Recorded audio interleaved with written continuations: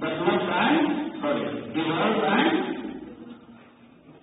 Evolve and frame the constitution. Executive हो या फिर जुडिशियरी, उसका क्या ऑर्गेनाइजेशन है और किसका क्या ड्यूटी इम्प्लीमेंट हुआ, उस वक्त से लेकर के अभी भी हमारा कॉन्स्टिट्यूशन क्या है, कोई और हो रहा है।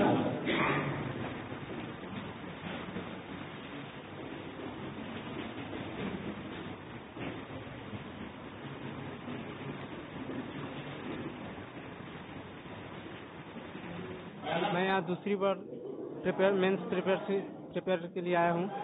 मैं पिछली बार भी फिर 6वीं में यहाँ पे था और 7वीं में भी था।